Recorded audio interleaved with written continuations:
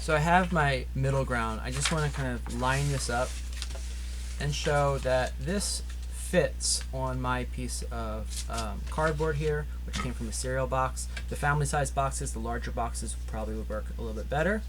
The paper kind of goes past this natural crease that's found on the cardboard. I can either make my own line here, or I could even trim my artwork.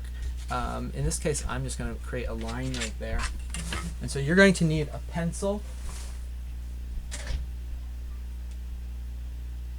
or a pen. And I seem to have dropped my pencil. There it is. Okay, so I'm going to very carefully just kind of draw this line here along my drawing.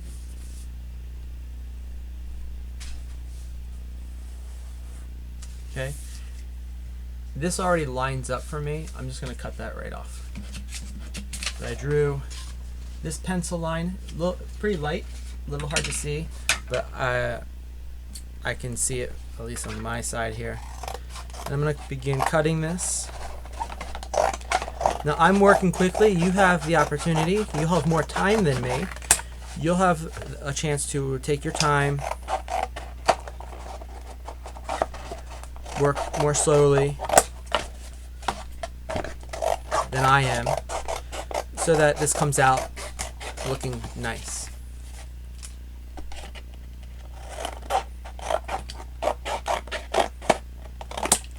Okay, so this is my background piece. I'm going to take these scraps that I cut off. If you have recycling, I suggest finding a recycling bin. For now, I'm going to put them to the side. Now, this next piece, the two sides, I'm going to create basically the same way that I did this. I'm going to kind of start off with this being the same size.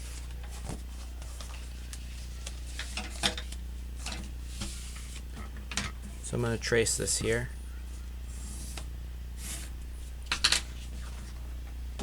Put that aside. And now I'm going to begin cutting this.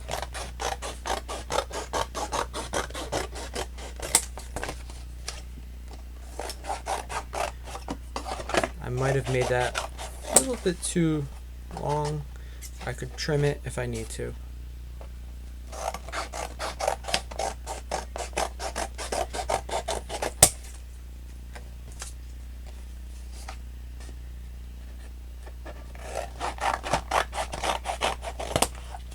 Okay. So again, put your scraps to the side, get them out of your workspace. Okay, now this is going to be the sides. And so I take my ruler. You could also fold this in half, create a crease, right? That'll show you your halfway point. But I'm just going to use a ruler. It's 11 inches. Half of 11 is 5.5.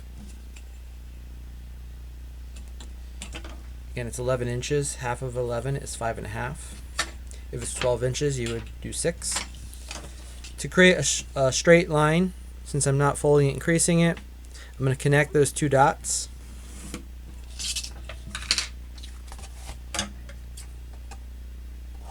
And then cut along that line. And so what I have now, I've got the back piece and the two side pieces.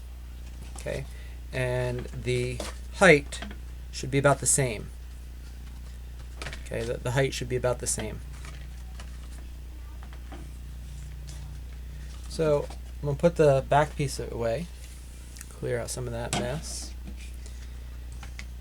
And the way that I like to do this is I like to have the image part sort of facing me, well, I'll explain this in a moment. So I'm going to make that 1/2 inch tab. It's about a 1/2 inch. It might be like 1/8 over that. Again, create that line. You could use your ruler, kind of press it down, and fold this over. This step will be easier if you're working with just paper. making a crease is easier. You could also, where you made the line, turn the paper over, look for the line, and then press down. Okay, I want a nice crease. To make my crease better, I'm going to turn it around and fold it the other way, pressing down. And so now that crease can actually, bend kind of nicely either direction. Okay, I want to do that to both sides. One side's going to attach to the background. One side's going to attach to the front. Okay. Again, I created that line, and I can kind of fold this over, find the line, press down, or I could use the ruler. Either way.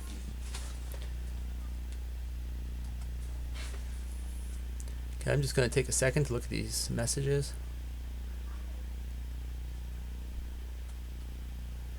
You would paste the paper. Would my box is less. If the box is smaller than your paper, I need to think about that one for a minute. Let me finish up with this.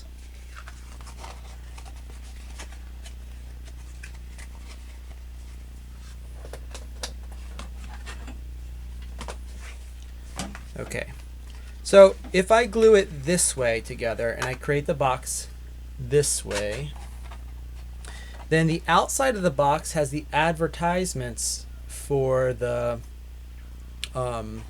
cereal. I don't want to see that, so I'm going to fold this the other way so that the outside of the box has this plain cardboard. I think that plain cardboard is going to look a lot nicer. Now, it's not going to be part of this project as far as a requirement, but if you wanted to decorate that by gluing some paper, like decoupaging some paper on top of there, or by just drawing directly on there with markers or something, you could do that. That is not a requirement. Now the background, again, I could do it this way, especially if I'm going to see the back. The only issue is once I put my paper, if my paper is very light, if I don't have a lot of color, you can kind of see through and see some of the images from the cereal box. That's not an issue where I colored in nicely, but if there's a light color like yellow and it's very, or if I just left it white, it's a cloudy sky, I might see the cereal box words. And to avoid that, I'm going to keep it this direction. That does mean that I can see the cereal box in the back, but I could always cover that up with a piece of paper. Now you're going to want to use Elmer's liquid glue, but you could also use some masking tape to help you out. Let's see, where is my small Elmer's liquid glue bottle? Okay, I don't know where that is at the moment, but I do know where my large Elmer's liquid glue bottle is.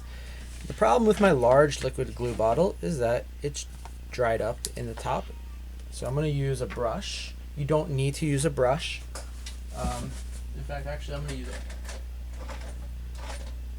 a pencil. Remember what your teacher said, dot, dot, not a lot? If you use too much glue, the glue is going to take a while to dry. If you don't use enough glue,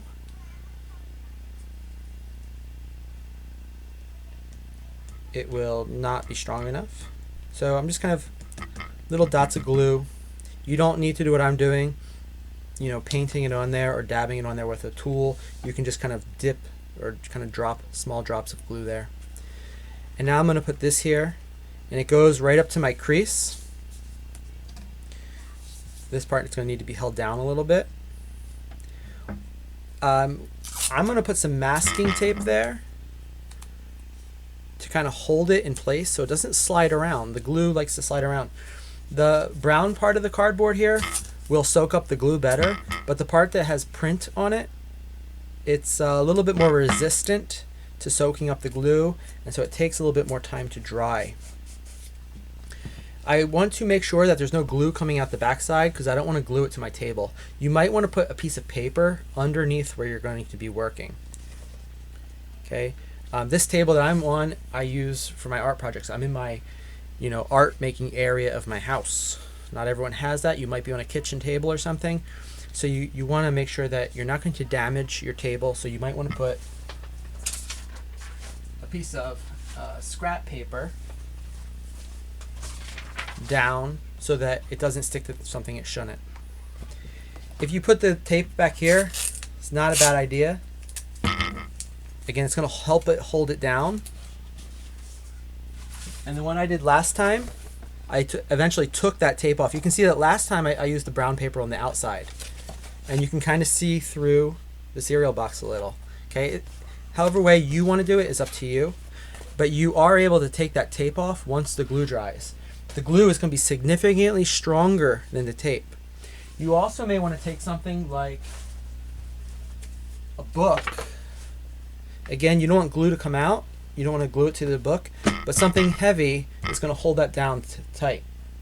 Now, before I move this or try to do any other steps, I want this to dry for at least 3 minutes. Okay? And then when that's done drying, it's going to look something like this. Okay? And this is creating that space. I would then put the next one. I didn't fold this side, but the next one's going to go over here. Okay, it's hard to fit all this onto my screen, but I would do the next one, and then you can actually put your background image on here. You want to glue this here. If you use a lot of liquid glue, if it's really big clumps of glue or really big drops of glue, you're going to see bubbles and bumps in your artwork. If you try to draw on them while the glue is wet, it's going to scratch or tear your paper. So you want a nice thin layer of glue. Lots of very, very tiny dots would work great. Or you could take a pencil, spread out the glue, and then put the paper on there. Because this isn't part of the structure, if you want to use a glue stick, you could use a glue stick to attach this background paper. Now for the foreground and middle ground, I would, when we attach those, I would use Elmer's glue for that, but we're not there yet. I don't think anyone's going to get at that point today. I think what we've done so far in this demonstration is how far most of you are going to get. And then if you get past that, you can definitely watch the, or you can look at the instructions that are going to be in Google Classroom.